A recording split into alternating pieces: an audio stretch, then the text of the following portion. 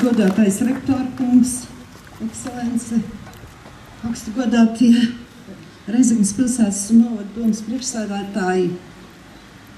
Es ar lielu gandarījumu šeit stāvu un skatos uz šo gaismas pili, kas ir šodien, kuru mēs šodien atklāsim šeit Reizeknē. Vai jau vairāk man ir tādas sentimentālas atmiņas, nevis atmiņas, bet jūtas, jo to veco skolotāja institūta, tajā vecajā atjaunotajā ēkā kādreiz sen atpakaļ beidza mans tētis. Tā kā žēl, protams, ka vecākā paudze to neredz, ka šeit tiek attīstīta jauna gaismas pils. Blakus kultūras centram Reizeknei ir savā gaismas un zinību pils.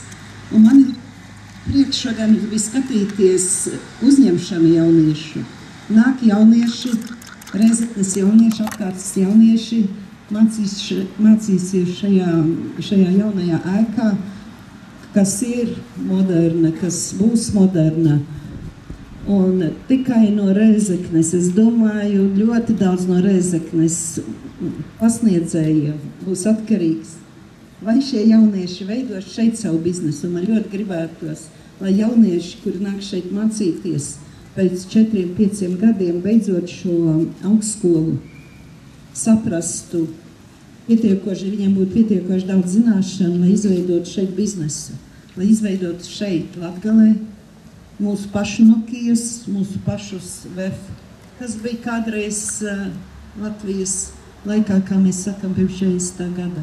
Lai jaunieši veidotu šeit, jo neviens jau neatnāks no Rīgas vai vēl no kaut kurienes Briseles un neatnesīs šeit.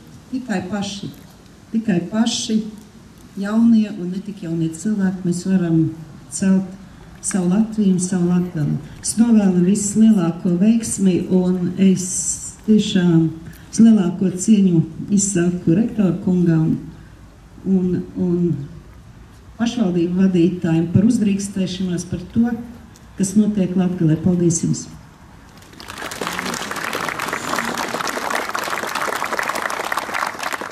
Vārds apsveikumā.